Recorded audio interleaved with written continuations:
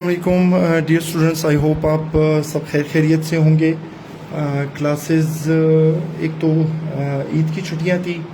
ईद की छुट्टियों के बाद फिर हमारी एक क्लास हो सकी, फिर उसमें सैटरडे संडे आ गया और कल फिर एक छोटा सा मिसहैप हुआ। खैर छोटा सा तो नहीं, काफ़ी बड़ा मिसहैप हुआ कि मेरे मोबाइल का जो कोड है वो पता नहीं कैसे मैं भूल गया। तो उस वजह से मोबाइल को रीसेट करना पड़ा और कल बिल्कुल कनेक्ट ही नहीं हो पाया, तो जिसकी वजह से अपोलोजाइज करता हूँ। स्टूडेंट्स भी काफ़ी बेचैन थे, बेताब थे कि सर ये क्लासेस जो हमारी हो रही हैं, अब छुट्टियाँ वगैरह ज़्यादा हो गई हैं तो अब कैसे कवर होगा। तो उनका जो अपना कंसर्न है वो अपनी जगह बिल्कुल ठीक है, तो मैं उनको बिल्कुल ये नहीं कहूँगा कि वो गलत हैं। चलिए एक काम करिए, ज़रा मुझे जल्दी से बता दें कि आपको आवाज़ आ रही है। सिर्फ कोई कमेंट कर दे ताकि मुझे क्लियर हो जाए।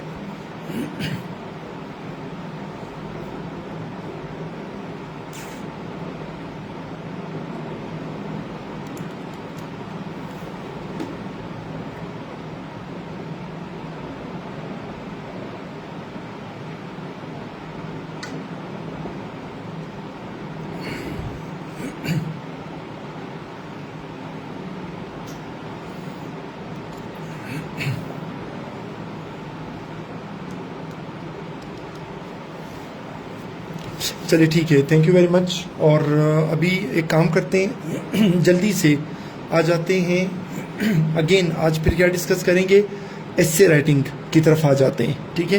क्योंकि स्टूडेंट्स बाकी पोर्शंस के बारे में इतने परेशान नहीं है जितना वो एस्से राइटिंग के बारे में परेशान है। तो चलिए देखिए, एस्से राइटिंग में हमने इंट्रोडक्शन वाला पैराग्राफ कर लिया था, फिर उसमें हमने टॉपिक को सामने रखते हुए जो उसका हिस्टोरिकल बैकग्राउंड है, जिसमें हमने पढ़ा था history of democracy in Pakistan, वो हमने पढ़ा था। अब फिर आते हैं नेक्स्ट पार्ट की तरफ, पार्ट जो एक बहुत इम्पोर्टेंट पार्ट है जिसको हम कहे बॉडी पैराग्राफ्स की तरफ, ठीक है। तो सबसे पहले बॉडी पैराग्राफ्स की तरफ आने से पहले मैं आपसे ज़रा ये पूछ लेता हूँ कि पैराग्राफ कि जब हम बात करेंगे, पैराग्राफ को हम 3 पार्ट्स में डिवाइड कर सकते हैं। अब देखें, पैराग्राफ को मैं कह सकता हूं क्या, सैंडविच, खाने वाली चीज़ है ना। चलिए ज़रा मुझे कमेंट्स में बताएं कि एस्से राइटिंग में हमने खाने वाली किसी और चीज़ का जिक्र किया था या नहीं।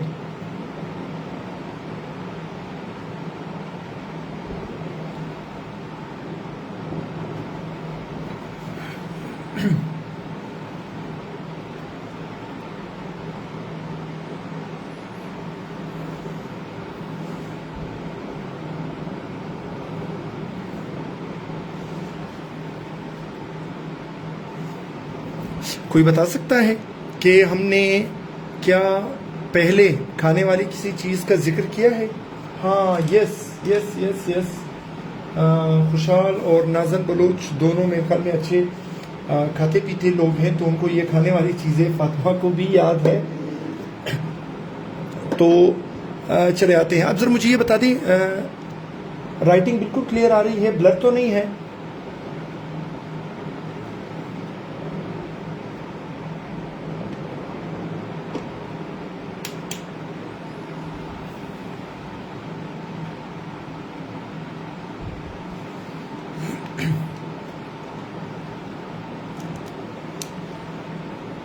राइटिंग क्लियर है तो मैं आगे चलता हूं।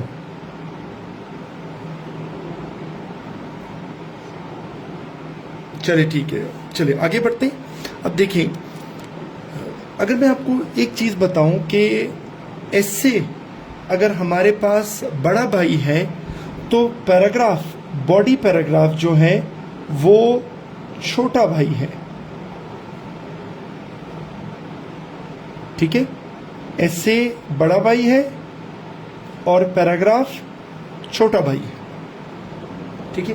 अब आप कहेंगे कैसे, देखिए चलो मैं एक काम करता हूँ, मैं एक तरफ ऐसे लिख देता हूँ और दूसरी तरफ मैं लिख देता हूँ पैराग्राफ। अब देखिए ये रहा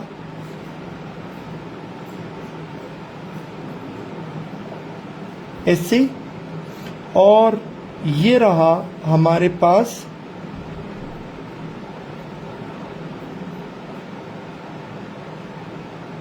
पैराग्राफ।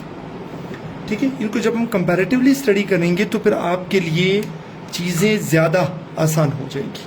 अब देखिए, अब मैं काम करता हूं, मैं बीच में एक लाइन ड्रॉ करता हूं,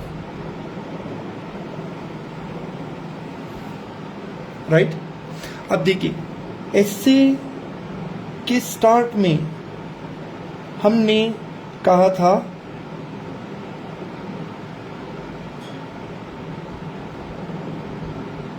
इंट्रोडक्शन,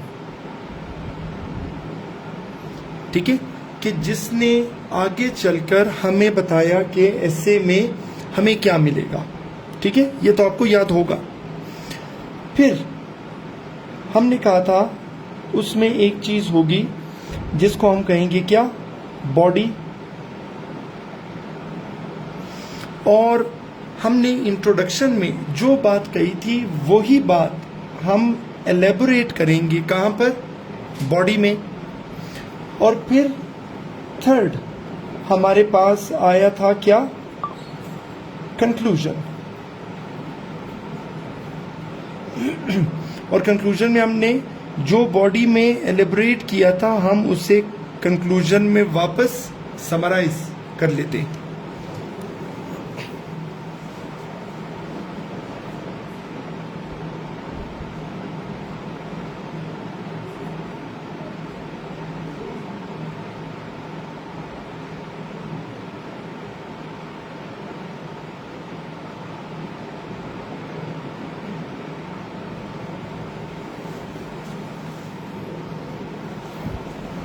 ठीक है, आपको ये चीज तो याद होगी, हमने पढ़ी थी, रिमेंबर, या फिर भूल गए। Short term memory loss.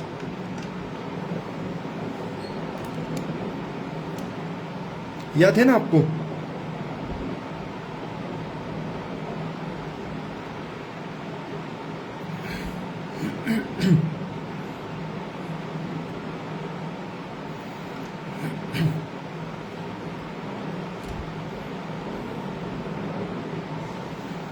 अब देखिए वैसी चीज अभी हमें पढ़ने को मिलेगी कहां पर, पैराग्राफ राइटिंग में भी। तो फिर आप कहेंगे कैसे? अब देखिए ऐसे में इंट्रोडक्शन आपको बताता है कि आगे क्या पढ़ने को मिलेगा, जबकि पैराग्राफ में टॉपिक सेंटेंस ये बताता है कि पैराग्राफ में क्या पढ़ने को मिलेगा। ठीक है, अच्छा, फिर ऐसे में बॉडी ने इंट्रोडक्शन में की हुई बात को एलेबोरेट किया था, एक्सप्लेन किया था, जबकि पैराग्राफ में क्या होगा, सपोर्टिंग आर्ग्यूमेंट्स।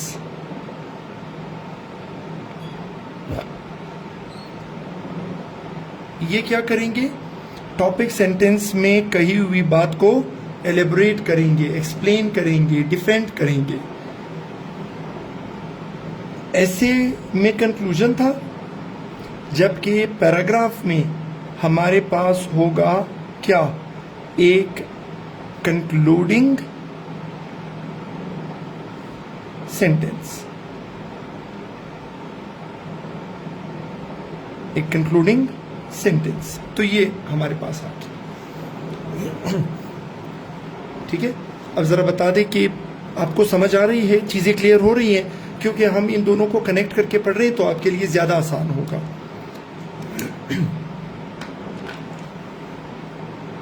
कंफ्यूजन है तो पूछते जाएं कमेंट्स में।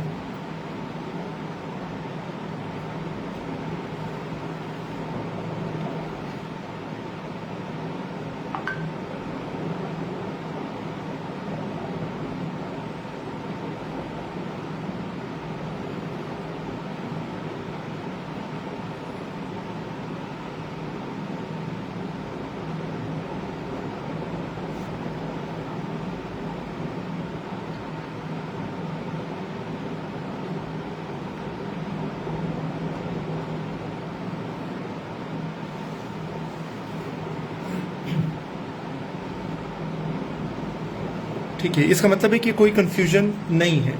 चलिए अब मैं इसको यूं करता हूं, मैं इसको ऐसे वाले पैटर्न पे ही वापस आकर आपको फर्दर एक्सप्लेन कर देता हूं, क्योंकि ये हमारा एक बहुत इंपॉर्टेंट पार्ट है बॉडी पैराग्राफ्स वाला, तो आपको थोड़ा सा इसको अच्छी तरह से समझना होगा। अब देखिए जब हम बात करते हैं ना पैराग्राफ के बारे में, एक तो पैराग्राफ के लिए 3 प्रीरिक्विजिट्स होते हैं, ठीक है।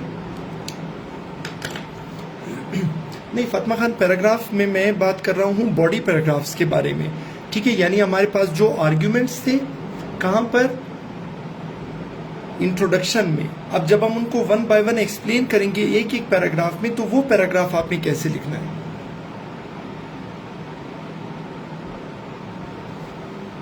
यस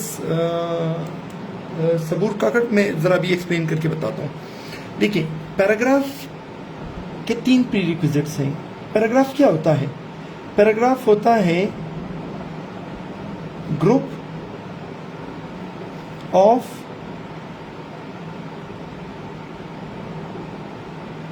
सेंटेंसेस, ठीक है। अफाक खान मैं वही बताने लगा हूं। पैराग्राफ होता है ग्रुप ऑफ सेंटेंसेस, यानी ये ग्रुप होगा, ठीक है। और ये सेंटेंसेस क्या होते हैं? वो ये कहते हैं कि सेंटेंसेस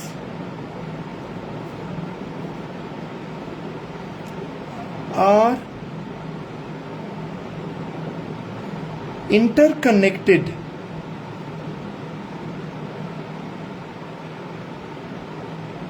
सेंटेंसेस आर इंटरकनेक्टेड, ठीक है। यानी सेंटेंसेस जो है वो एक दूसरे के साथ कनेक्टेड होते हैं। ये नहीं होता कि उन सेंटेंसेस का आपस में कोई ताल्लुक नहीं होता, नहीं, वो एक दूसरे के साथ इंटर कनेक्टेड होते हैं, ठीक है। और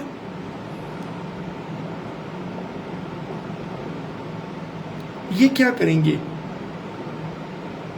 ये करते हैं प्रेजेंट वन मेन आइडिया, ठीक है।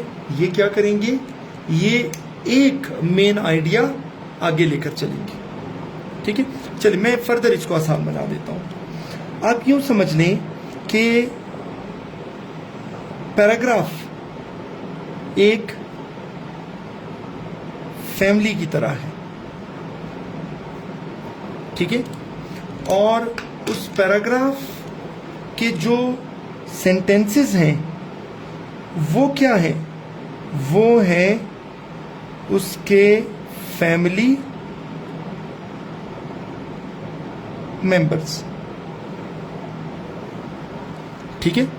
और जब हम कहते हैं ना सेंटेंसेस आर इंटरकनेक्टेड, तो मतलब जब वो फैमिली मेंबर्स हैं तो उनका एक दूसरे के साथ क्या होगा, रिलेशन होगा।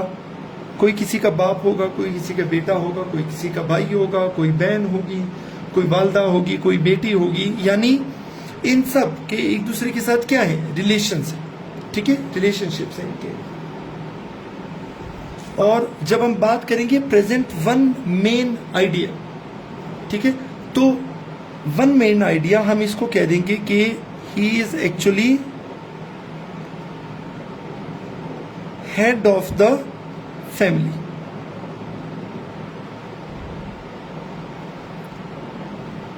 ठीक है। ये फैमिली का हेड होता है, he is the head of the family, ठीक है। अब थोड़ा सा आपको क्लियर हो रहा है कि हम जब पैराग्राफ राइटिंग के बारे में बात करते हैं तो हमारा मकसद क्या होता है। चलिए इसको फर्दर आगे लेकर चलते हैं, लेकिन उससे पहले अगर आपके माइंड में कोई क्वेश्चन है तो जरूर पूछ लें।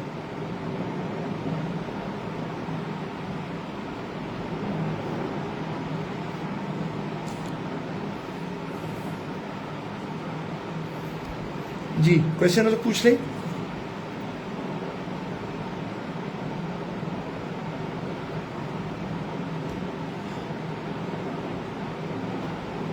नहीं नौशीन, ऐसे कहाँ कंप्लीट हुआ है। इंट्रोडक्शन वाला पैराग्राफ हो गया है, हिस्ट्री वाला पैराग्राफ हो गया है, अब हमारे हैं बॉडी पैराग्राफ्स की तरफ, उसके बाद फिर हम जाएंगे कंक्लूजन की तरफ, फिर उसके बाद हमारा एस्से कंप्लीट होगा, तब मैं आपको लिखने को कहूँगा।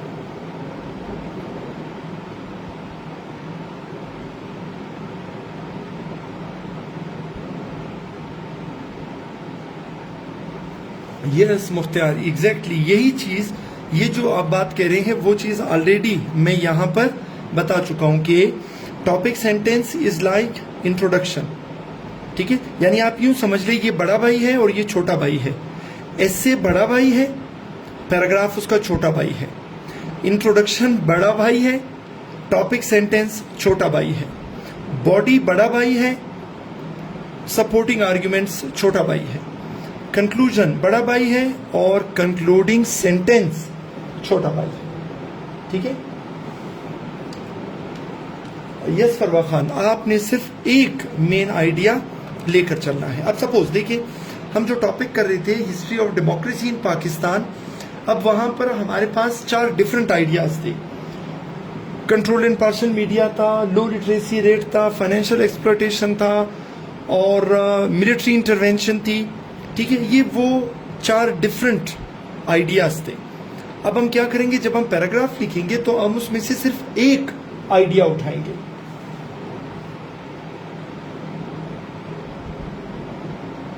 नहीं आफा खान, वो वाले पैराग्राफ जो हैं वो डिफरेंट होते हैं, इसीलिए मैंने वो आपको अलग से पढ़ाए हैं और ये बॉडी में आपको अलग से पढ़ा रहा हूं, कंक्लूजन में आपको अलग से पढ़ाऊंगा। ठीक है, अब जरा ये बताएं, अभी आपको क्लियर हो रहा है कि अगर हम इसको एज अ फैमिली मेंबर देखें तो क्या होगा? चलिए मैं थोड़ा सा और आसान बना देता हूं। इंट्रोडक्शन के गिर्द सारा एसे रिवॉल्व करता है, टॉपिक सेंटेंस के गिर्द सारा पैराग्राफ रिवॉल्व करता है। बॉडी इंट्रोडक्शन में की हुई बात को एलेबोरेट करते हैं, डिफेंड करते हैं, जस्टिफाई करते हैं, और सपोर्टिंग आर्ग्यूमेंट्स टॉपिक सेंटेंस में की हुई बात को एलेबोरेट करते हैं, जस्टिफाई करते हैं। कंक्लूजन एक पैराग्राफ होता है जो बॉडी पैराग्राफ्स को समराइज करता है। कंक्लूडिंग सेंटेंस एक सेंटेंस होता है जो सपोर्टिंग आर्ग्यूमेंट्स को समराइज करता है। ठीक है, अब यहां तक क्लियर हुआ? राइट, चलिए इसको मैं एक और तरीके से आपको समझा देता हूं। देखिए, आप यूं समझ लें, ऐसे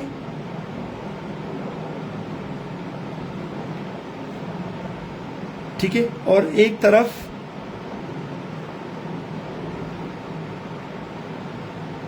पैराग्राफ। ठीक है, ऐसे चूंकि बड़ा है तो हम इसको कह देंगे, ये क्या है? फेडरल। पैराग्राफ चूंकि छोटा है तो हम इसको कह देंगे प्रोविंस या प्रोविंशियल। फेडरली जो हेड होता है उसे हम कहते हैं प्राइम मिनिस्टर, और प्रोविंशियल हेड जो होता है उसे हम कहते हैं chief minister. Prime minister is introduction जिसके गिर्द पूरी फेडरल गवर्नमेंट रिवॉल्व करती है। ठीक है, prime minister is the centre of federal government, जबकि chief minister is the centre of the province. तो वो छोटा होगा और वो कौन होगा? Topic sentence. अब मैं इससे ज्यादा बच्चों की तरह शायद ना पढ़ा सकूं।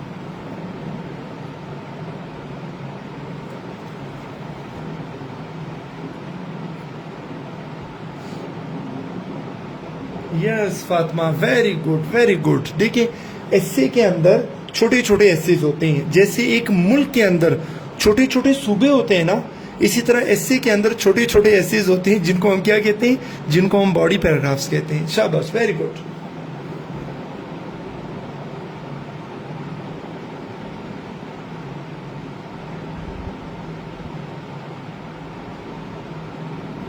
यस सबूर काकड़, बिल्कुल लिख सकते हैं, बिल्कुल लिख सकते हैं। चलिए बताएं, यहां तक क्लियर हुआ? अगर क्लियर हुआ है तो फिर हम आगे बढ़ते हैं।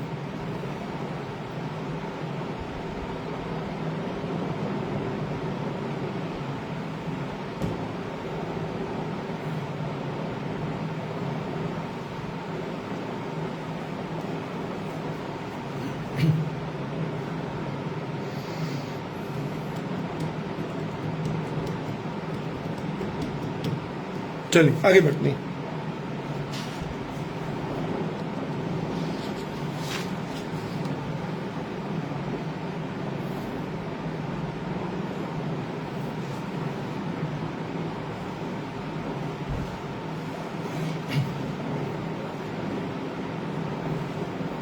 चलिए अब जरा आगे बढ़ते हैं तो वहां पर एक चीज जरा देखिए। अब वन बाय वन मैं आपको तीनों पार्ट्स पढ़ाऊंगा। किस चीज के? पैराग्राफ राइटिंग के। सबसे पहला पार्ट हमारे पास कौन सा है? Topic,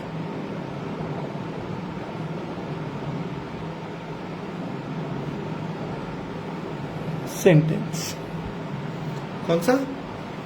topic, sentence, right. अब टॉपिक सेंटेंस क्या होगा या कहां पर होगा? सुनिए, अगर आपको याद हो, जब शुरू में मैंने आपको ऐसे राइटिंग के बारे में बताया था तो मैंने कहा था कि जब हम स्ट्रक्चर की बात करते हैं तो उसमें दो चीजें आती हैं। नंबर वन, जो चीज जिस जगह पर होनी चाहिए वो अपनी जगह पर हो, पहली चीज। दूसरी चीज, जिस चीज की जो जिम्मेदारी है वो अपनी वो जिम्मेदारी पूरी करे, राइट। तो जब हम बात करेंगे टॉपिक सेंटेंस के बारे में, टॉपिक सेंटेंस के मैं आपको जगह भी बता देता हूं, उसकी जिम्मेदारी भी बता देता हूं। देखिए, टॉपिक सेंटेंस दरअसल usually is the first sentence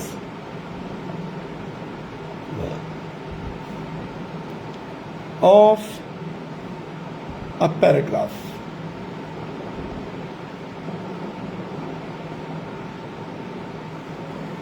First sentence of a paragraph, ठीक है। ये उसकी जगह है कि उसने कहां पर आना है। यूजुअली वो पैराग्राफ का पहला सेंटेंस होता है, ठीक है। फर्स्ट सेंटेंस होता है, सिंपल सा सेंटेंस होता है, यानी अगले बंदे को आप बड़ी ही सादा तरीके से ये बता दें कि इसमें क्या डिस्कस हो रहा है। सिंपल सेंटेंस है और लाजमी बात है कि it is a single sentence, right. अच्छा, अब एक क्वेश्चन मैं आपसे पूछता हूं, मुझे कमेंट सेक्शन में उसका आंसर दे दें और ये बताएं कि जब हम एस्से लिखते थे स्कूल टाइम में तो हम वहां पर हेडिंग्स यूज करते थे। तो अब मुझे जरा ये बताएं कि हेडिंग्स का काम क्या होता था? हेडिंग्स हम देते क्यों थे?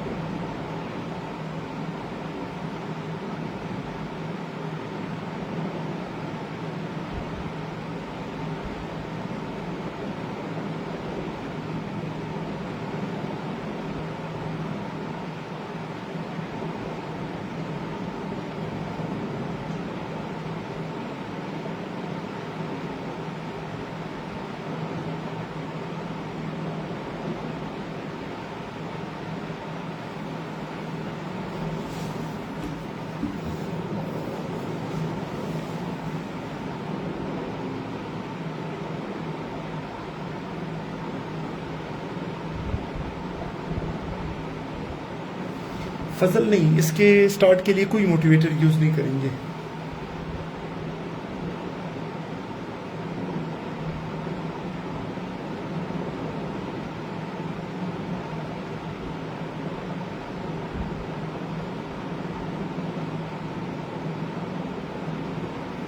Yes, very good, very good, जबरदस्त, ठीक है। तो जब हम हेडिंग लिखते थे ना, हेडिंग का काम क्या होता था? हेडिंग क्या करते थे, वो फैसिलिटेट करते थे किसको, एग्जामिनर को, एग्जामिनर के लिए आसानी पैदा करते थे। यानी एग्जामिनर हेडिंग देखकर ही उसे पता चल जाता था कि उसे आगे क्या पढ़ने को मिले। ठीक है। अब एसे राइटिंग में अब तो पाबंदी लग गई है कि आपने हेडिंग्स नहीं देनी है, राइट। तो फिर अब एग्जामिनर के लिए आसानी तो पैदा करनी है और हेडिंग भी नहीं देनी है, तो हेडिंग का रिप्लेसमेंट दरअसल में कौन है, टॉपिक सेंटेंस। आप यूं समझ लीजिए कि टॉपिक सेंटेंस असल में हेडिंग ही है, लेकिन एक सेंटेंस की शक्ल में। तो मैं लिख देता हूं कि टॉपिक सेंटेंस जो है, it is actually a heading in the form of a sentence. ठीक है, यानी टॉपिक सेंटेंस दरअसल हेडिंग ही है, और वो किस शक्ल में है, वो एक सेंटेंस की शक्ल में है।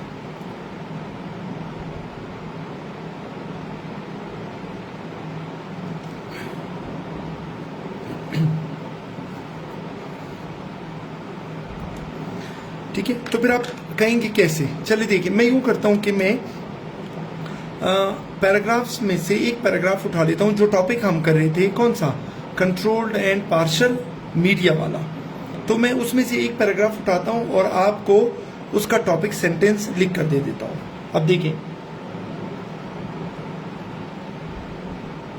टॉपिक सेंटेंस में आपको लिख कर दे रहा हूं कि क्या होगा या कैसे होगा। अब जरा देखते जाए गौर से।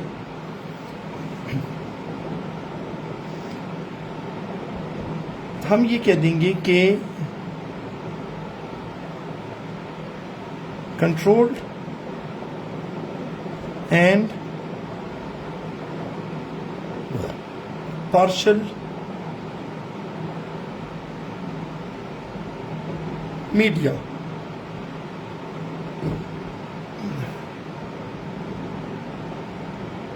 is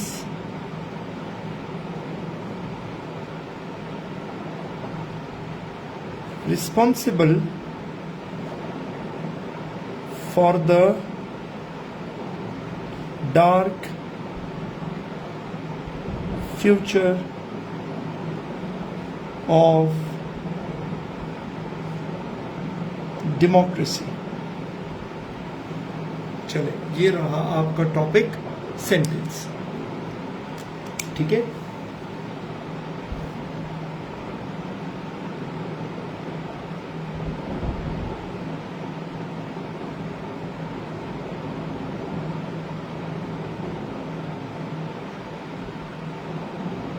आफाक खान, कोई इशू नहीं है। रोड मैप आप बेशक सिंगल सेंटेंस में ना लिखिए, उसको 2, 3, 4 सेंटेंसेस में लिख लें, उसमें कोई इशू नहीं है। लेकिन रोड मैप में आपने वो पॉइंट्स जरूर मेंशन करने हैं जो आगे चलकर आपने बॉडी पैराग्राफ्स में एक्सप्लेन करने हैं। अगर एक सेंटेंस में लिखने में इशू हो रहा है, आपको 2, 3, 4 सेंटेंसेस में भी लिख सकते हैं।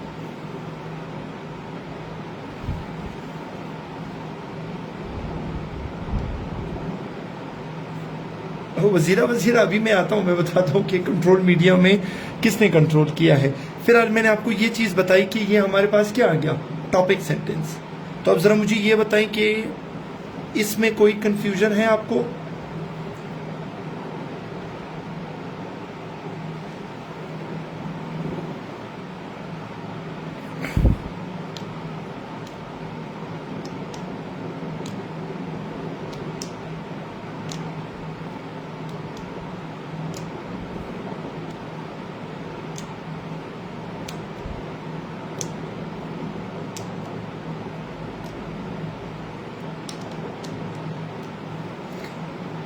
कंफ्यूजन है तो बता दे, नहीं तो हम आगे बढ़ते हैं।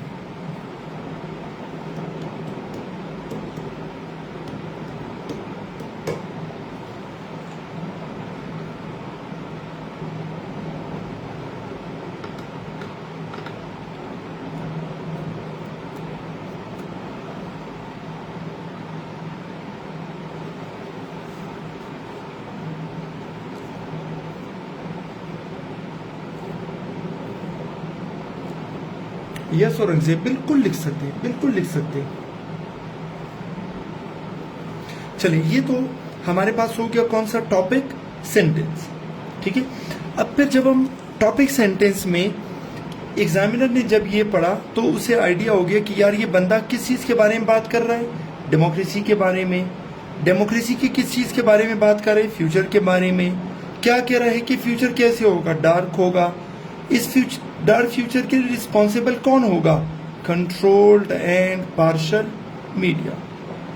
यानी अगर आप किसी बंदे को ऐसे पूरा पढ़ाने के बजाय अगर आप उसको सिर्फ ये एक सेंटेंस भी बता देंगे ना, तो उसे क्लियर हो जाएगा कि यार ऐसे किस चीज के बारे में और उससे रिलेटेड क्या बात हो रही है, ठीक है।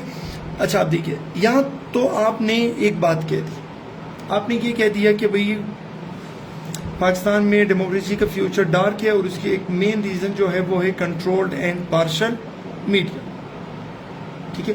अब आपके ऊपर एक रिस्पॉन्सिबिलिटी है, अब आपने इस पॉइंट को जस्टिफाई करने के लिए सपोर्ट में आर्ग्यूमेंट्स देने हैं, जिसको हम सपोर्टिंग आर्ग्यूमेंट्स कहते हैं।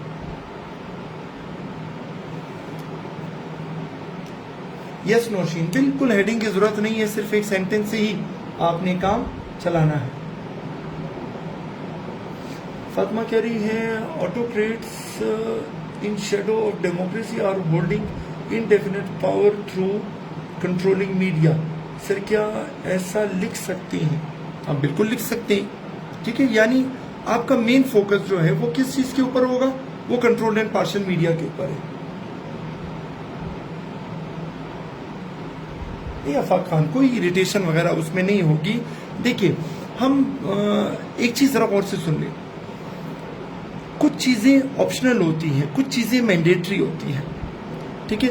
अब कुछ लोग या कुछ टीचर्स ऐसे करते हैं कि वो चीजों को बहुत मुश्किल बना देते हैं, हालांकि चीजें दरअसल इतनी मुश्किल होती नहीं है जितना वो बना देते हैं, ठीक है।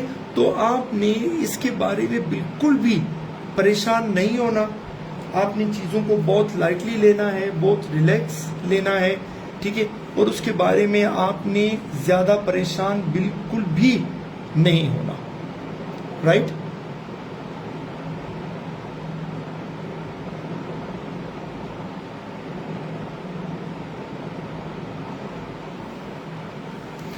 चले आगे बढ़े।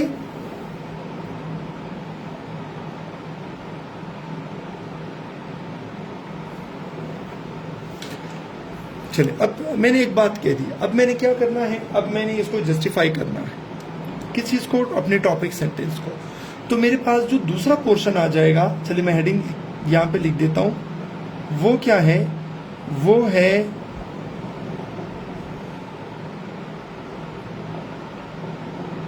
Supporting arguments.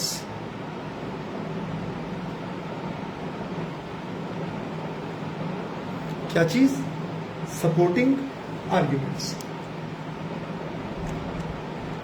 यस नाजन बोलो, जब हमने कहा ना कि वन मेन आइडिया, तो इसका मतलब ये हुआ कि आपने सिर्फ एक कॉज के ऊपर एक पैराग्राफ लिखना है।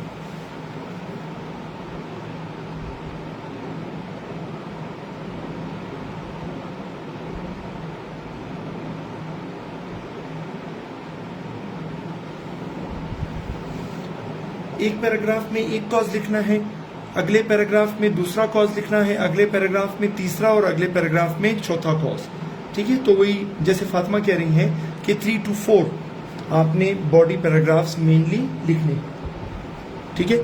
अच्छा, अब सपोर्टिंग आर्ग्यूमेंट्स की जब हम बात करते हैं, अब मैंने एक क्लेम किया है कि भाई पाकिस्तान में डेमोक्रेसी का फ्यूचर जो मुझे डार्क नजर आ रहा है, उसका एक मेन रीजन ये है कि मीडिया या तो कंट्रोल्ड है या फिर पार्शल है, राइट। अब आप क्या करेंगे, देखिए सपोर्टिंग आर्ग्यूमेंट्स में आपने अलग लाइन से शुरू नहीं करना, बल्कि जहां पर आपका टॉपिक सेंटेंस शुरू हुआ है वहीं से आपने कंटिन्यू करना है, ठीक है। मैं बेशक यहां पे लिख देता हूं। देखिए, सबसे पहले आपने क्या करना है, थोड़ा सा जर्नल बात करनी है कि मीडिया क्या रोल प्ले करता है डेमोक्रेसी के ब्राइट फ्यूचर में। फिर उसके बाद हम आएंगे कि पाकिस्तान में मीडिया की क्या हालत है, फिर हम उस पर बात कर लेंगे। अब देखिए, ठीक है, देखिए आप कहते हैं कि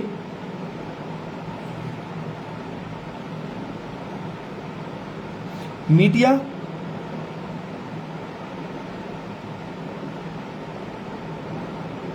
brings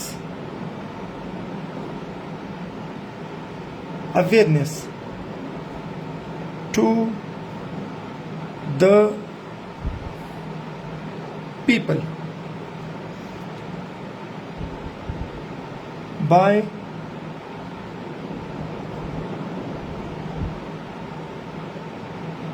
performing the role of a watchdog,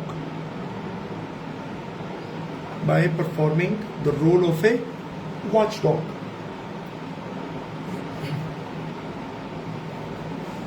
तारिक्षा मैं बताता हूँ कितने वो लिख सकते हैं, ठीक है। अब देखिए, अब आपने एक बड़ी जनरल बात की है। आप कहते हैं कि मीडिया क्या करता है, वो लोगों में अवेयरनेस लेकर आता है, ठीक है, और क्या रोल प्ले करता है, रोल प्ले करता है वॉचडॉग का, ठीक है। अब वो कुछ लोग जब डायरेक्ट ट्रांसलेशन करते हैं तो वो कहते हैं सर वॉचडॉग का मतलब है देखने वाला कुत्ता तो वॉचडॉग का मतलब देखने वाला कुत्ता नहीं होता, बल्कि वॉचडॉग जो है वो नॉर्मली हम यूज करते हैं किस चीज के लिए, नजर रखने के लिए, स्क्रूटनाइज करने के लिए, एग्जामिन करने के लिए, ठीक है। यानी मीडिया जो है वो क्या करता है, वो रोल प्ले करता है वॉचडॉग का, और वो उस रोल के जरिए लोगों में अवेयरनेस पैदा करता है कि अच्छा गवर्नमेंट कौन सा अच्छा काम कर रही है और कौन सा बुरा काम कर रही है। इससे क्या होता है, लोगों में अवेयरनेस आती है, ठीक है। तो फिर हम कह देंगे कि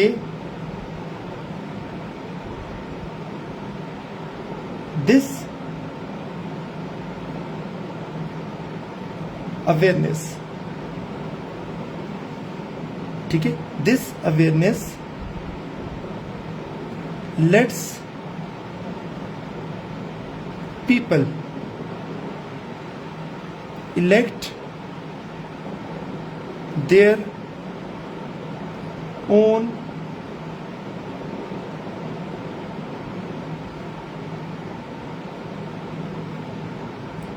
representatives on the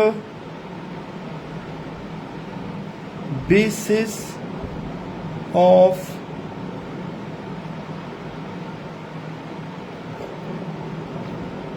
performance, on the basis of performance,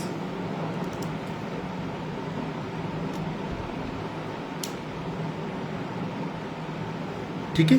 तो आप कहते हैं कि भाई ये अवेयरनेस क्या करती है, ये अवेयरनेस लोगों की मदद करती है कि वो अपने रिप्रेजेंटेटिव्स, नुमाइंदों को इलेक्ट करते हैं उनकी परफॉर्मेंस की बेस पर।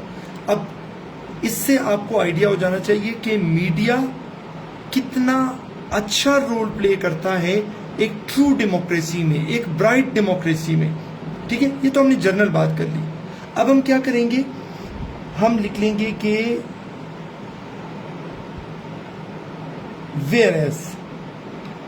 अब जरा मुझे ये बताएं कि ये वेयरएज किस तरह का कनेक्टर है।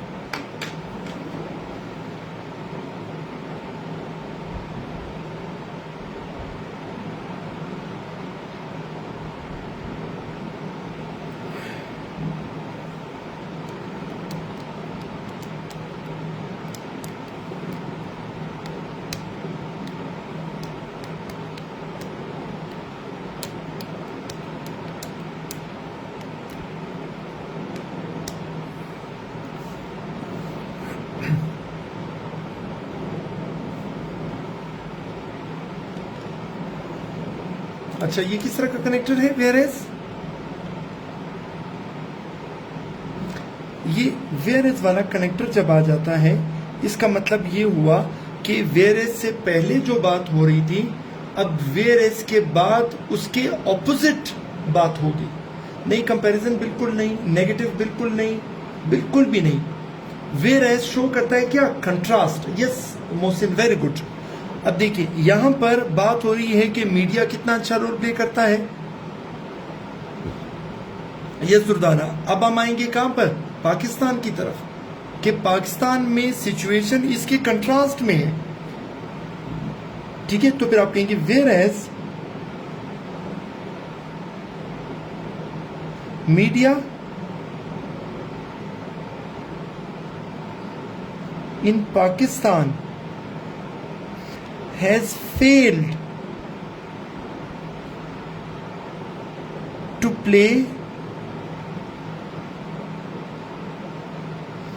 its due role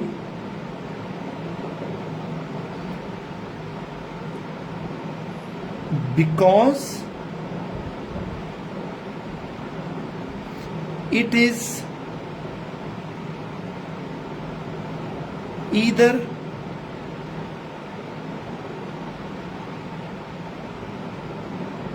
partial or is controlled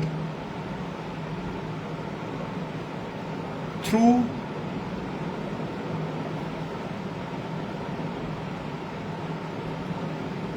different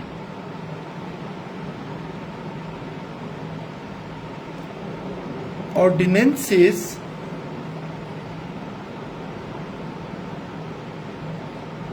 such as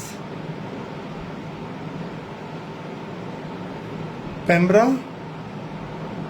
और पेका।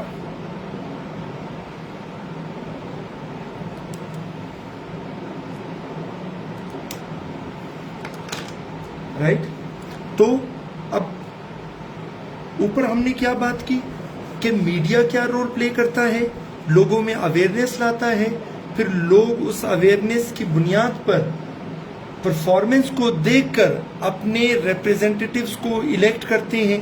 ये एक मीडिया रोल प्ले करता है, ये उसकी जिम्मेदारी होती है। लेकिन पाकिस्तान में फिर जब हमने वेरेस लिखा ना, इसका मतलब पाकिस्तान में सिचुएशन इसके कंट्रास्ट है, इसके ऑपोजिट है।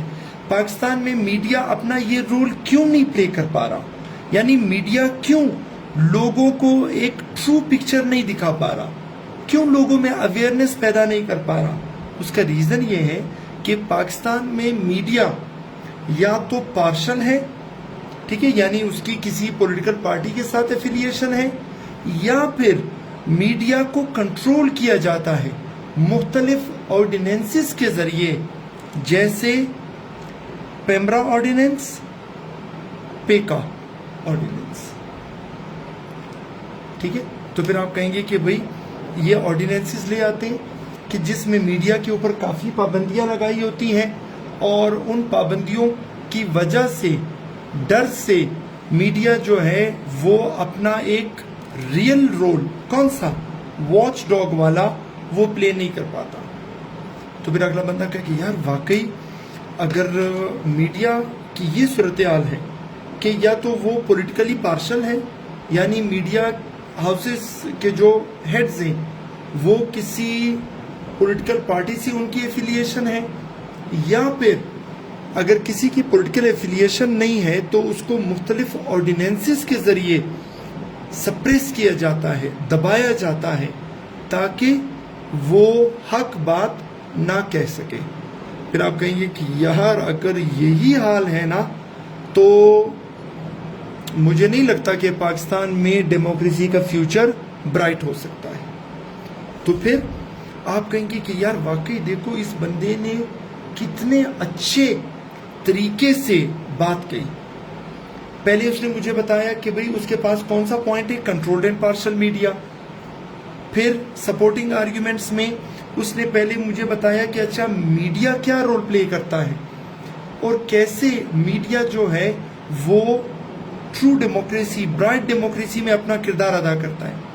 और फिर हमारे पाकिस्तान की तरफ के पाकिस्तान में क्या हाल है, और फिर उसकी बुनियाद पर हमने ये कहा कि नहीं यार पाकिस्तान में जो हाल है उसकी बेस पर हम ये कह सकते हैं कि फ्यूचर डार्क होगा।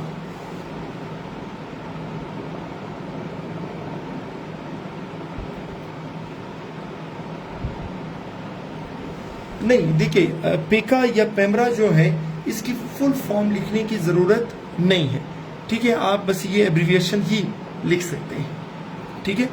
चलिए ये बताएं, सपोर्टिंग आर्ग्यूमेंट्स वाला कंसेप्ट अभी क्लियर हुआ?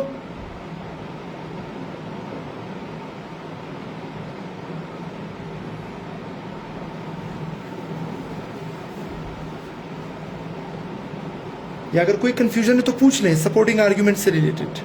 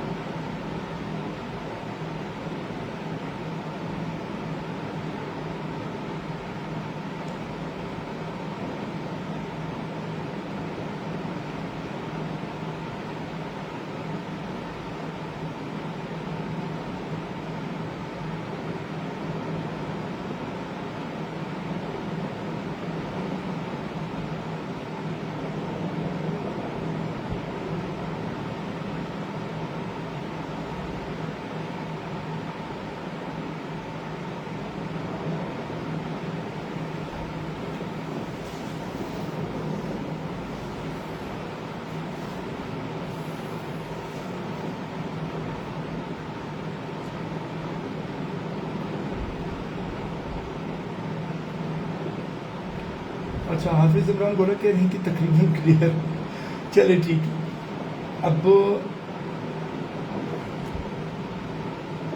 दुर्दाना कह रही फैक्ट्स एंड फिगर्स का जिक्र नहीं करेंगे। दुर्दाना फैक्ट्स एंड फिगर्स का जिक्र करने की यहाँ पे ज़रूरत ही नहीं है, क्योंकि आपने बहुत ही स्पेसिफिकली टू द पॉइंट बात कह दी है। फिर आफाक कह रहे हैं सपोर्टिंग आर्ग्यूमेंट सर कितने सेंटेंसेस होने चाहिए। देखें, आपने कोशिश करनी है कि कम से कम सेंटेंसेस में एग्जामिनर तक अपनी बात पहुंचा दें। अब देखिए यहाँ पर सपोर्टिंग आर्ग्यूमेंट्स में हमारे पास कितने सेंटेंसेस हैं, जरा गौर से देखें। Media brings awareness to the people by performing the role of a watchdog, एक sentence. This awareness lets people elect their own representatives on the basis of performance, ये हो गया दूसरा। फिर whereas media in Pakistan has failed to play its due role because it is either partial or is controlled through different ordinances such as PEMRA और पीका, 3। यानी हमने 3 sentences में अपनी बात कह दी।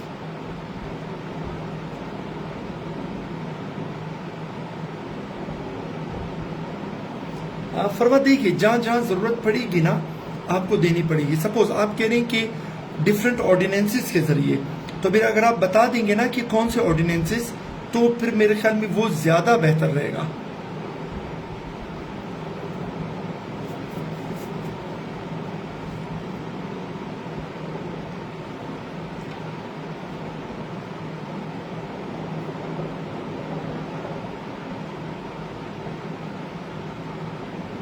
यस वजीरा बिल्कुल, आप जो भी कंट्रास्ट, जो भी कनेक्टर यूज करेंगे, मेक श्योर कि वो कंट्रास्ट वाला कनेक्टर ही हो।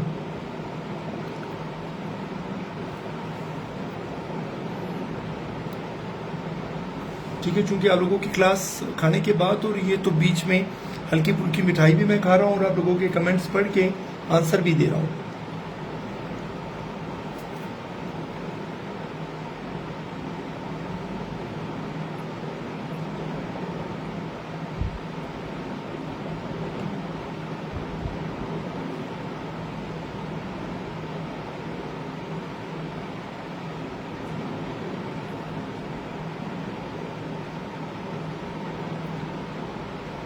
यस फाहद, अभी कंक्लूडिंग सेंटेंस की तरफ भी आएंगे। नहीं वजीरा देखिए, जहां पर कनेक्टर की जरूरत पड़ेगी ना वहां पर कनेक्टर का यूजेज कर ले। ज्यादा ओवर यूज जो है ना वो अच्छा इंप्रेशन नहीं देता।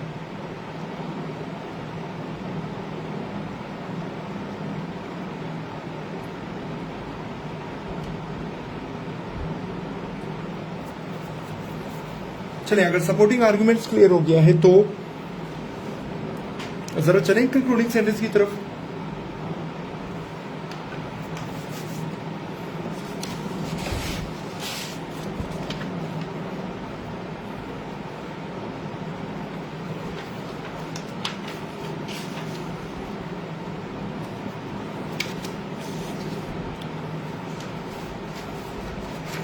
अगर आपके मन में कंसेप्ट ले रहे तभी हम आगे चलते हैं।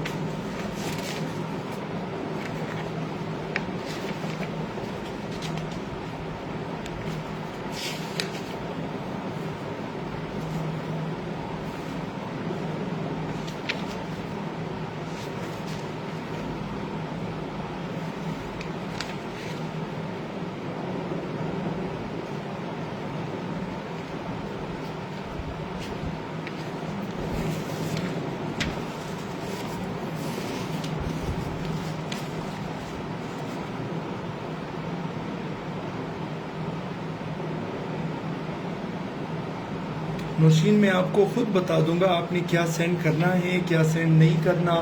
आप लोग थोड़ा सा सब्र से काम लें। जब मैंने रिस्पॉन्सिबिलिटी उठाई है कि आपका ऐसे मैं कंप्लीट करके दूंगा, तो मुझे अपने तरीके से काम करने दें।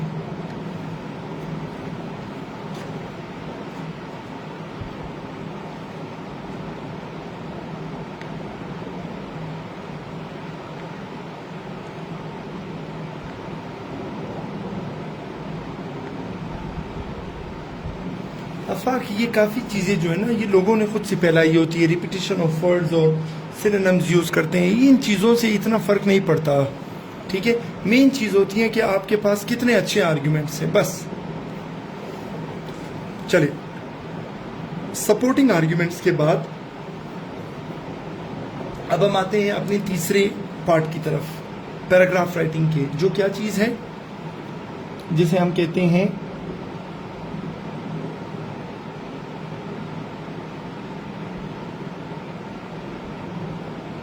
Concluding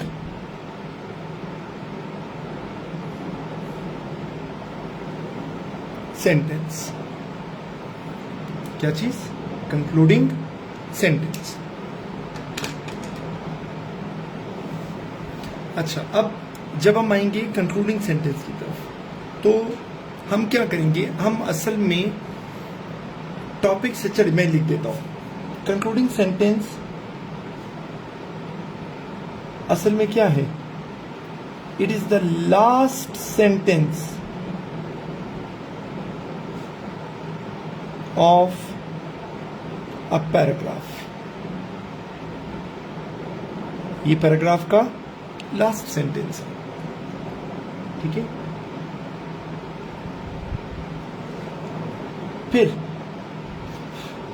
it is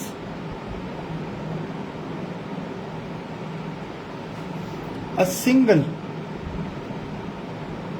sentence। ये एक ही सेंटेंस है, राइट। और ये क्या करता है? ये असल में समराइज करता है किस चीज को? Body of the paragraph. Concluding वाला जो पैराग्राफ है, जिसको हम कंक्लूजन कहते हैं, वो क्या करता है? वो पूरे एसे को समराइज करता है, जबकि कंक्लूडिंग सेंटेंस पूरे पैराग्राफ को समराइज करता है, ठीक है। चलिए, मैं इसको थोड़ा सा फर्दर आपके लिए आसान बना देता हूं। चलिए, टीएस को मैं कह देता हूं टॉपिक सेंटेंस, एस ए को मैं कह देता हूं सपोर्टिंग आर्ग्यूमेंट्स, और सी एस को मैं कह देता हूं कंक्लूडिंग सेंटेंस। यहां तक क्लियर हुआ? ठीक है। अब देखिए, इसको मैं नाम दे देता हूं ए, इसको मैं नाम दे देता हूं बी, और इसे मैं नाम दे देता हूं सी। ए में जो बात की गई है, बी में उसको एलिबरेट किया है, बी में जो बात की गई है, सी में उसे समराइज किया है।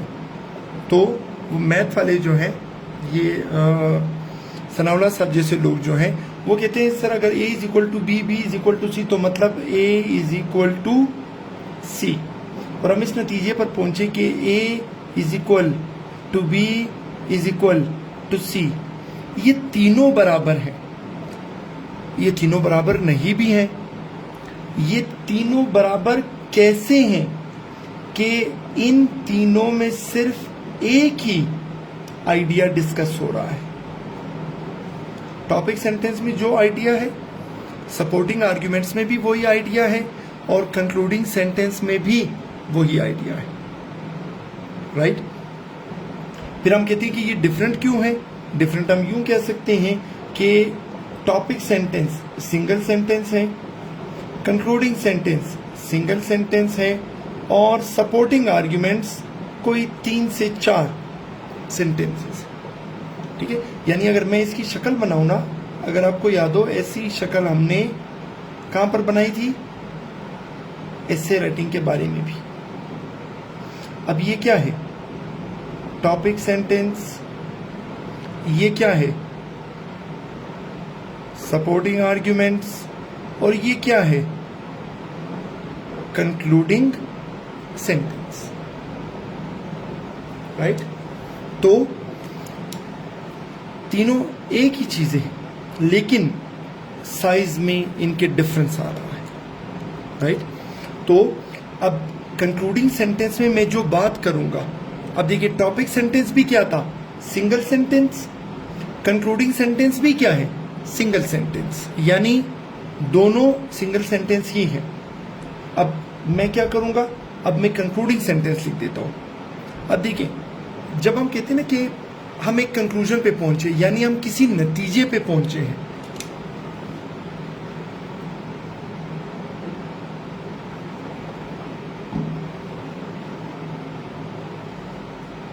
देखिए जब हम कहते हैं ना किसी नतीजे पे पहुंचे, अब सपोज मैं कहता हूं कि यार मैं रोड से गुजर रहा था, जुम्मे की नमाज के लिए जा रहा था, बच्चे गली में क्रिकेट खेल लेते हैं, मैंने उनको मना किया कि यार मुझे गुजरने दो, और मेरे मना करने के बावजूद वो नहीं रुके, उन्होंने क्रिकेट जारी रखी, और नाली वाली ख़राब बॉल जो थी वो आई मेरे कपड़ों पर लगी, और उसकी वजह से मेरे कपड़े जो है वो नापाक हो गए, और मुझसे जुम्मे की नमाज रह गई। ये सब क्या है, सपोर्टिंग आर्ग्यूमेंट्स। ठीक है, अब कंक्लूडिंग सेंटेंस क्या है, इसलिए मैंने इस बच्चे को थप्पड़ मारा। ठीक है, यानी आप जब कभी किसी नतीजे पर पहुंचते हैं ना, तो आपके पास ऐसा कनेक्टर होना चाहिए जो नतीजा शो करे। सपोज मैं यूज कर लेता हूं क्या, देयरफॉर, मैं यूज कर लेता हूं क्या, हेंस, मैं यूज कर लेता हूं क्या, एज अ रिजल्ट, मैं यूज कर लेता हूं क्या, कंसिक्वेंटली। यानी मैं एक ऐसा कनेक्टर यूज करूंगा जिससे ये पता चले कि इसके बाद अब जो मैं बात कर रहा हूं मैं उस नतीजे पे पहुंचा हूं। ठीक है, तो फिर आप कहेंगे कि therefore the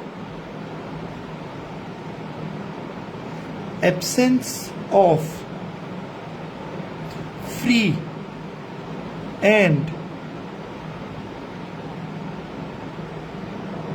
impartial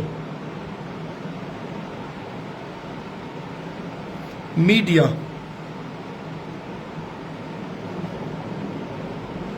will hinder bright future of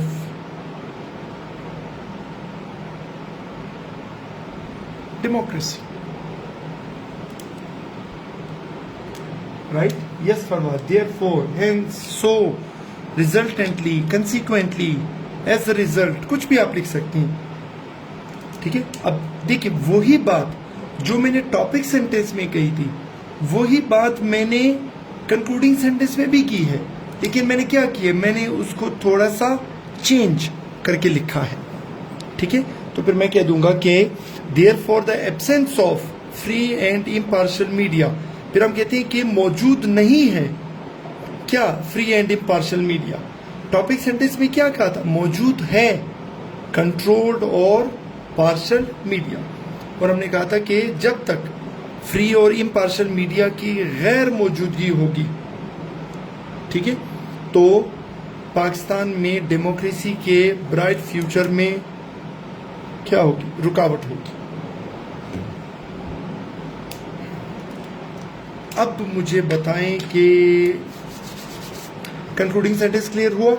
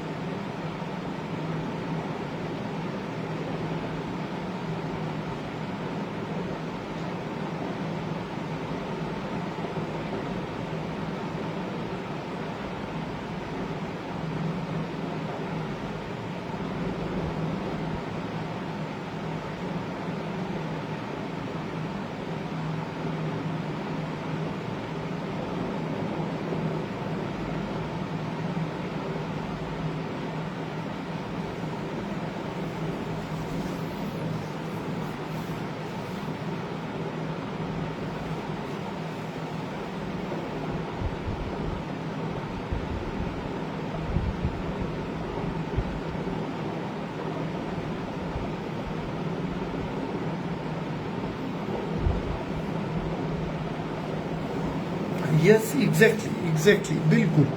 देखिए, आप सपोज एक बात दो तरीकों से कह सकते हैं, ठीक है वजीरा, जरा गौर से सुने। आप ये कह सकते हैं कि यार मुझे इसलिए कुछ नजर नहीं आ रहा क्योंकि अंधेरा है, ठीक है।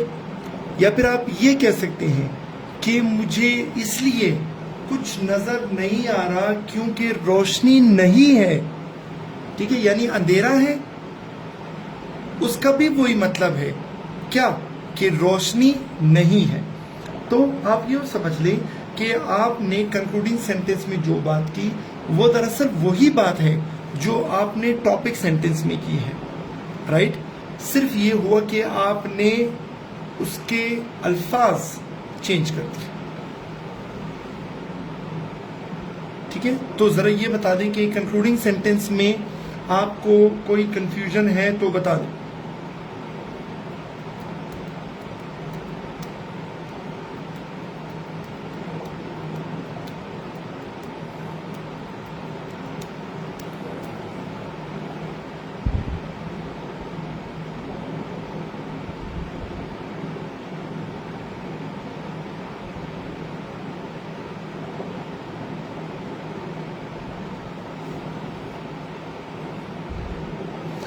फरहाद, आप बिल्कुल भी हेडिंग यूज नहीं कर सकते, बिल्कुल भी नहीं।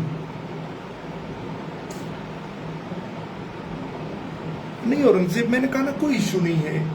आप ये लिख लें कि भाई रोशनी नहीं है, या फिर आप ये लिख लें कि अंधेरा है, दोनों मतलब बातों का मतलब एक ही है।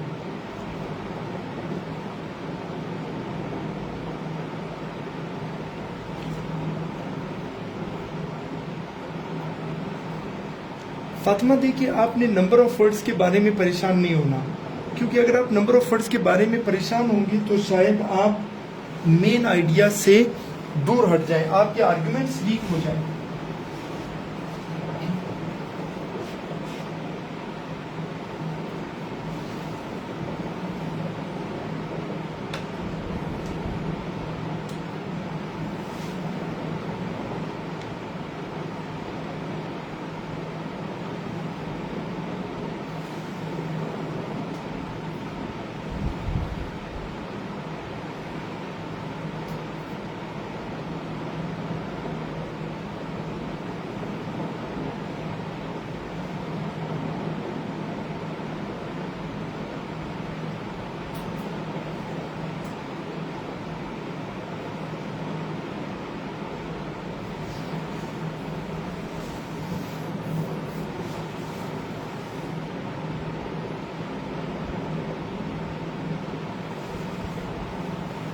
ये सफा खान, बिल्कुल ये पॉइंट भी हो सकता है।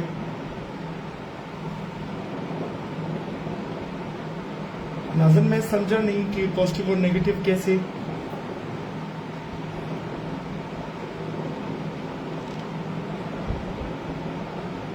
इमरान बलोच बिल्कुल भी नहीं, क्योंकि आपने जो बात टॉपिक सेंटेंस में कही है वही बात आर्ग्यूमेंट्स में होंगी और वही बात कंक्लूडिंग सेंटेंस में होगा। कोई नई बात आपने नहीं कहनी है।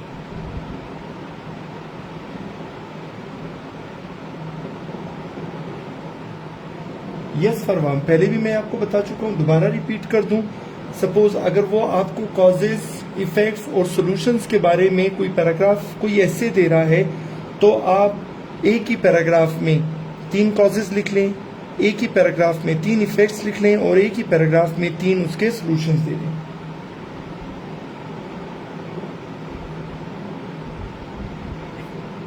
नहीं फजल, ऑब्वियस बात है, अगला पैराग्राफ जो है वो आप अगली लाइन से स्टार्ट करेंगे, थोड़ा सा स्पेस देकर। फरहाद नहीं, ट्रांजिशनल पैराग्राफ जो है वो CSS के लॉन्ग एसेज में यूज होता है, ये शॉर्ट एसेज में यूज नहीं होगा।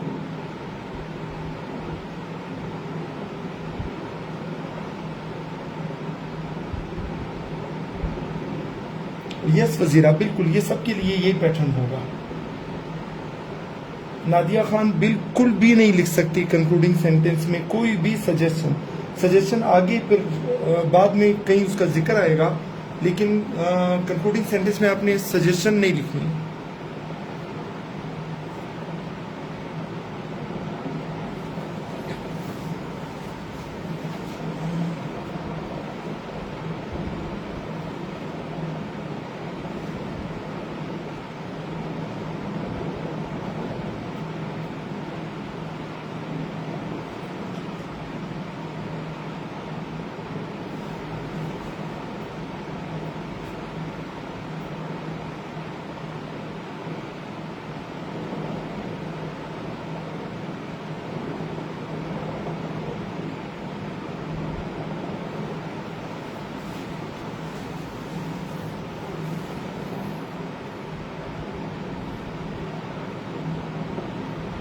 फराद सर, तो हम डायरेक्ट कॉज से इफेक्ट्स पे चले जाएंगे? यस बिल्कुल, क्योंकि ये एक एक पैराग्राफ होगा तो आप डायरेक्ट कॉज से इफेक्ट पे जा सकते हैं।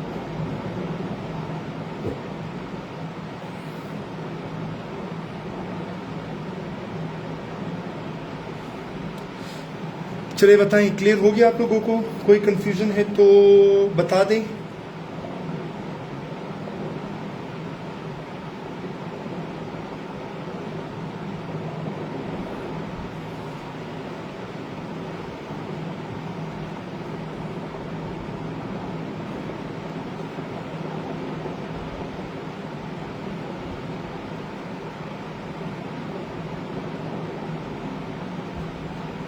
आफाक खान, देखें, अगर आपसे वो पूछ लेना किसी ऐसे के बारे में कि जिसमें कॉजेज भी हो, इफेक्ट्स भी हो और सॉल्यूशंस भी हो, तो आपने एक ही पैराग्राफ में सिर्फ कॉजेज का जिक्र करना है।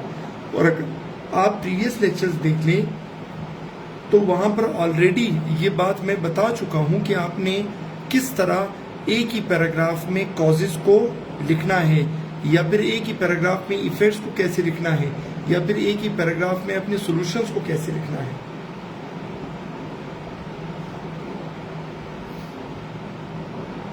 अच्छा अब देखें, जब हम कह रहे हैं ना कि वो एक ही पॉइंट के गिर्द रिवॉल्व करता है, तो अगर मैं एक पैराग्राफ लिख रहा हूं तो वो उसका मेन पॉइंट क्या होगा? कॉजेज।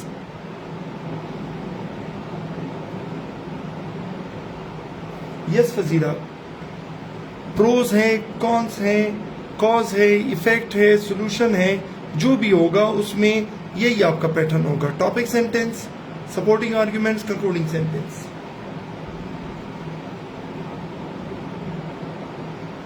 खुशाल खान, बिल्कुल आप यूज कर सकते हैं, कोटेशन वगैरह यूज कर सकते हैं बॉडी पैराग्राफ्स में, लेकिन कोशिश करें कि बिल्कुल एक्यूरेट हो, टू द पॉइंट और रेलेवेंट हो।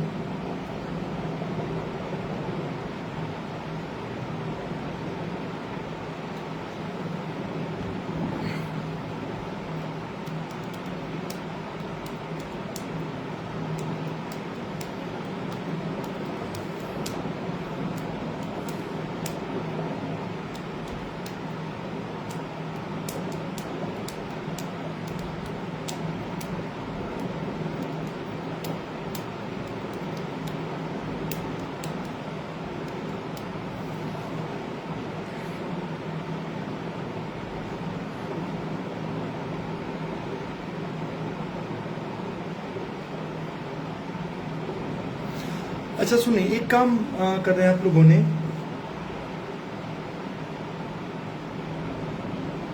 फजल मैं करवा दूंगा, जो जो चीजें मैंने करवानी होगी मैं करवा दूंगा, आप लोग थोड़ा सा सब्र से काम दें। आफाक, वो फैक्ट्स एंड फिगर्स आपने बॉडी पैराग्राफ्स में ही लिखने हैं, लेकिन जहां पर जरूरत होगी वहां पर लिखने हैं। ये नहीं है कि आपने फैक्ट्स एंड फिगर्स याद कर लिए बस उनको किसी तरह आपने लिखना है, नहीं, जहां पर जरूरत होगी वहां पर लिखेंगे। चलिए अब एक काम करते हैं, मैं आपको अगली असाइनमेंट देता हूं। अगली असाइनमेंट ये है कि आप लोगों ने जो एसए की आउटलाइन जमा कराई थी, जिसको मैंने अप्रूव किया था, ठीक है, अब उस आउटलाइन में आपके जो सब टॉपिक्स थे, सब पॉइंट्स जो थे, ठीक है, जिसको हमने पॉइंट 1 सपोज 3.1, 3.2, 3.3 उन तरह के, आपने वहां से एक पॉइंट उठाना है और उसके ऊपर एक कंप्लीट पैराग्राफ लिखकर मुझे परसों तक सबमिट कराना है। फातिमा खान, मैं कह चुका हूं कि अगर कहीं पर फैक्ट्स एंड फिगर्स की जरूरत होगी तो लिख लें, नहीं होगी तो ना लिखें।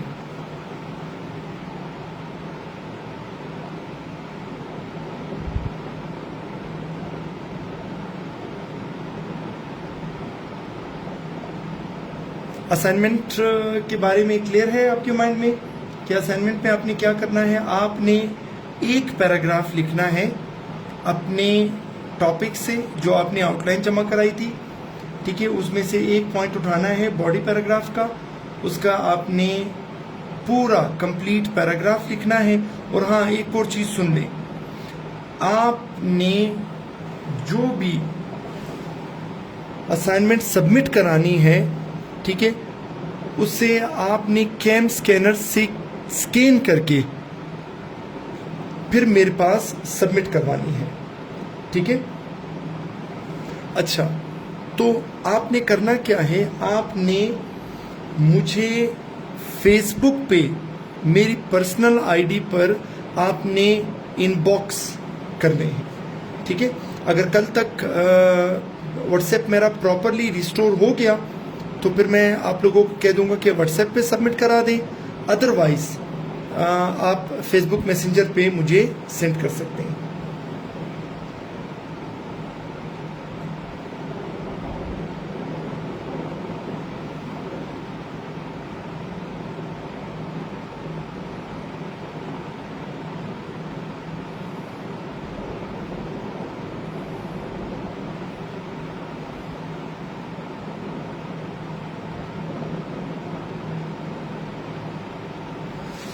अंबर, कोई गिल्ट, कोई शर्मिंदा होने की ज़रूरत नहीं है, कोई एम्बेरसमेंट की ज़रूरत नहीं है। अगर आपसे कुछ डेज मिस हो गए हैं तो उनको कवर करें, और उसको कवर करने का सबसे अच्छा तरीका ये है कि आप स्टडीज़ दोबारा रिज्यूम कर लें। इंशाल्लाह इसमें आपको कोई भी इशू नहीं होगा। और असाइनमेंट आपने कल नहीं बल्कि परसों कितने बजे कोई 7 बजे तक आपने सबमिट करानी है, ठीक है। और कुछ शहजादे और शहजादियां तो ऐसे होते हैं कि डेडलाइन के भी 4-5 दिन बाद सबमिट करा रहे होते हैं, जबकि इस दफ़ा कोई भी असाइनमेंट डेडलाइन के बाद एक्सेप्ट नहीं होगी।